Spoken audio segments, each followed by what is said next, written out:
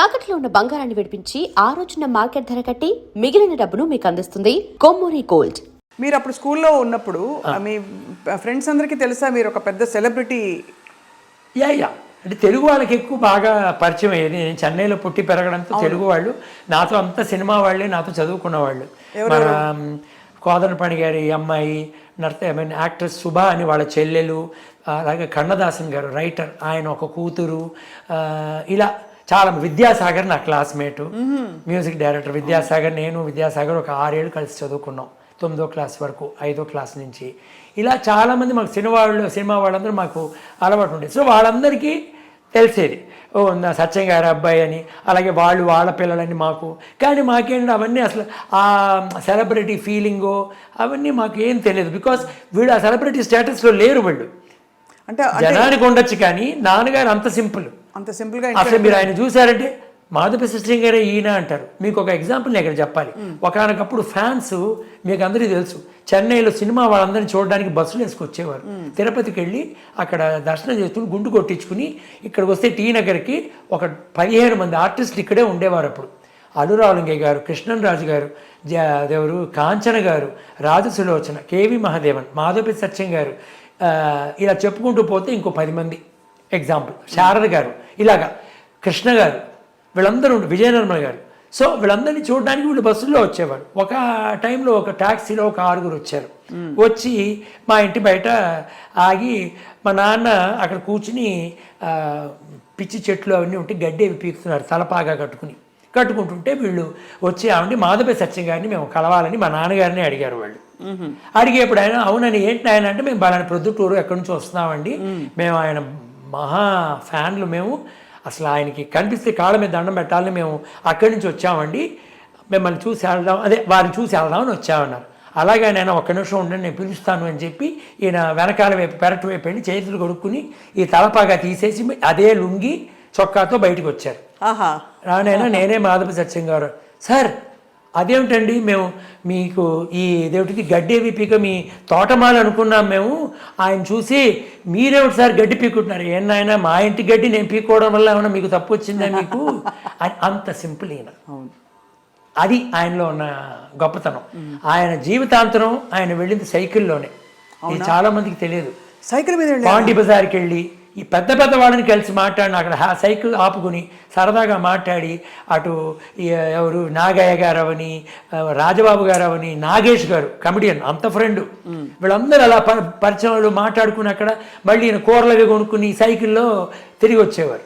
ఆయన పోయే 1.5, 2, 3 వరకు చేశారు ఆయన. తర్వాత నేను ఆపాను, ఒకసారి పడ్డారు. నేను నాన్న ఇది లాస్ట్, నా కారు కూడా ఉంది అప్పుడు, కారులో ఉంటే నాకు ఎక్సర్సైజ్ రా నాయన, నీ పని నువ్వు చూసుకో, నేను వెళ్ళొస్తాను అని.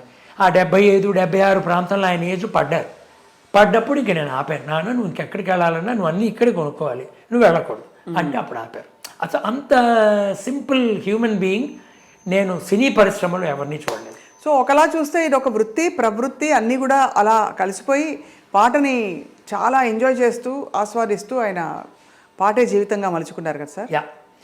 ఇంకొక గొప్ప విషయంలో ఏంటంటే, నేను డాన్స్ నేర్చుకుంటూ ఓ పక్కన ప్రోగ్రామ్స్కి వెళుతూ జరుగుతున్న టైంలో నేను 87 ఆ ప్రాంతంలో ఒక ఎయిర్లైన్లో ఉద్యోగంలో చేరా.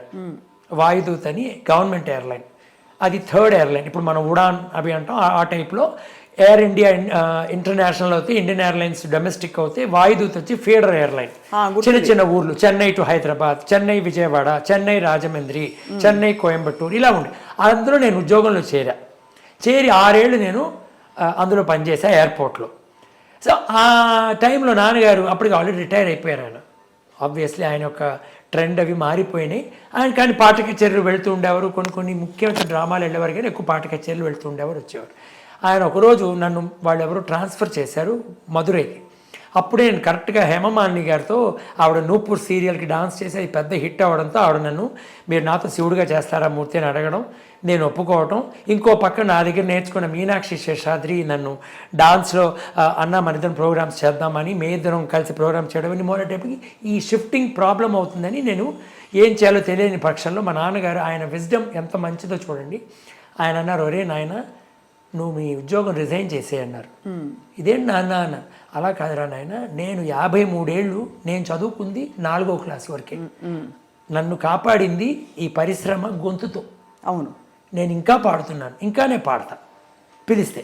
కానీ నువ్వు భగవంతుడి దయవల్ల నీకు ఇంత కళ అబ్బింది, కూచిపూడి, ఆ వెంపటి గారి ధర్మం అని, నువ్వు దాన్ని సద్వినియోగం చేసుకో. ఏమిటి, మనకున్న దాంతో మనం సంతోషంగా ఉందాం.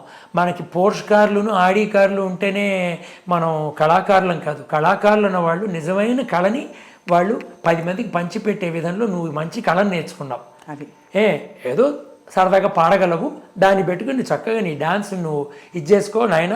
నువ్వు బయటకు వచ్చే, నువ్వు మరీ తెల్లవారుజామున 3ంటికి లేచి ఎయిర్పోర్ట్కి వెళ్ళడం, రాత్రి 12ంటికి వచ్చి మళ్ళీ 3ంటికి వెళ్ళడం, ఇలాంటివి వద్దురా నాయన అని చెప్పారు. నెక్స్ట్ డే నేను రిజైన్ చేశాను నా సెంట్రల్ గవర్నమెంట్ జాబ్కి. సెంట్రల్ గవర్నమెంట్ జాబ్ వదిలేసుకున్నారు. ఎందుకు అంటున్నానంటే ఇది నాన్నగారి యొక్క ఆ విజ్డమ్, ఆయన ఎంత కాన్ఫిడెన్స్ నా మీద ఉంటే ఆ మాట అని ఉంటారు. అప్పటికి నాకు కలైమామణి లేదు, ఏమీ లేదు. ఎంత కాన్ఫిడెన్స్ మీ డెడికేషన్కి. నిజంగా ఆయన కరెక్ట్గా గుర్తించి తండ్రిగా మిమ్మల్ని, తండ్రి మనకి మార్గం చూపిస్తారు గురువులాగా అని అంటారు కదా. అంతే. అప్పటికి ఆయన ఆ ప్రోగ్రాంలో మేబీ 1 or 2 నేను ఫుల్ సోలో చేస్తే వెంపటి గారి నటువాంగలో అరంగేట్రం లాగా మాకున్న ఎకనామికల్ స్టేటస్లో మేము ఫుల్ సోలో చేస్తామని ఒక చోటు చేస్తే వెంపటి గారు అందరూ వచ్చి సంగీతరావు గారు వాయించారు, ఈ నటువాంగం చేశారు, నేను చేశాను. అది ఆయన చూశారు. ఆ తర్వాత మేబీ 1 or 2 ప్రోగ్రాములు ఎప్పుడున్నా వస్తే అలా సీట్ ఎండ్లో కూర్చుని ఒక్క ఐటమ్ ఏదో చూస్తారు, ఆ టైపు. అంతేందుకు ఆయన బిజీగా ఉండేవారు ఆయన స్కెడ్యూల్స్తో. కానీ అది ఆయనకి అంత కాన్ఫిడెన్స్ నా మీద, అది పెద్ద విషయం.